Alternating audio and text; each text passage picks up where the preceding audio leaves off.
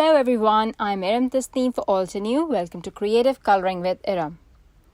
Today's project is slightly different from what I usually share here and is inspired by the Altenew Academy class Demystifying Mixed Media by my lovely friend Tania Ahmed.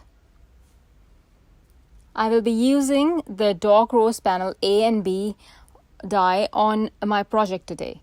And I've already went ahead and die cut the Dark Rose panel B die in Turquoise Cardstock, and I will be using Galactic Stream Crisp Dye ink to ink this panel with a blending brush. Because the paper is already the cardstock, so you don't need a lot of ink. The inking doesn't have to be uniform. Once done, I'll trace around the die cut to cut a backing for my panel. You can use a rectangle die for this too. I don't have a rectangle die, and I also don't mind cutting. This turquoise cardstock is from the Altenew store, by the way. Okay, so I'm going to darken the panel a bit more, and while it's still a tad wet with the ink, I'll pour over crystal clear embossing powder. And it's okay the powder doesn't cover the entire panel because the ink would have already dried. We are going for a grungy look, so it doesn't matter if the embossing powder sticks on all the areas or not. Here is a look at the panel after heat setting. I absolutely love this look. Now I'll ink the panel that's going to go behind this, only on the edges, and then I'll put the two together to see how they look. Just to add that glowy center, I'll add inking on the edges. It looks really cool. Now I've die cut the Dark Rose panel A die as well, and for this, this is how it looks right now. And what I'm going to do is I'll just swipe the Galactic Stream dye ink pad over this piece.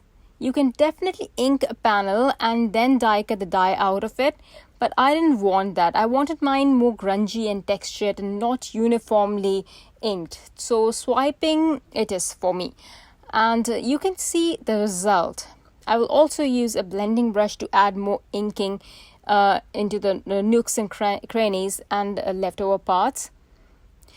One more reason I didn't want to ink the panel before die cutting is because I wanted to cover this with clear embossing powder too, and had I colored it or inked it prior to die cutting, it would have dried. Yeah, you can also use embossing ink, but I prefer this rustic look this technique gives. I'm going to pour over crystal clear embossing powder now and heat set it. Can you see the variation of shades? And I will show you the whole thing. It looks so cool.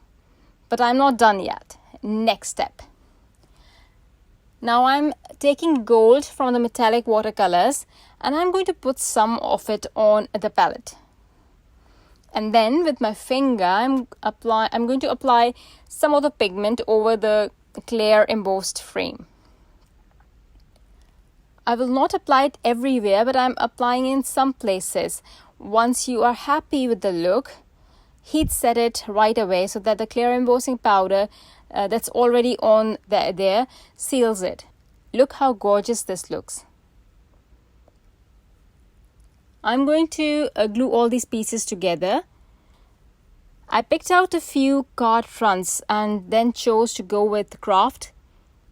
And to add more to the vintage grungy look, I decided to add a bit of inking to the edges. And for this I usually go with distress inks, but I had this milk chocolate dye ink which looked perfect with the craft. So I inked the edges lightly with a blending brush. Next I took my scissors and distressed the edges of the panel. You can even do this with a knife. I'm using the outer edge of the scissors, by the way, so it's not going to ruin the blade of the scissors. I'm adding a matte behind the die cut panel, and for that I'm going for an off-white cardstock, which I will ink with the leftover ink on the palette and the blending brush.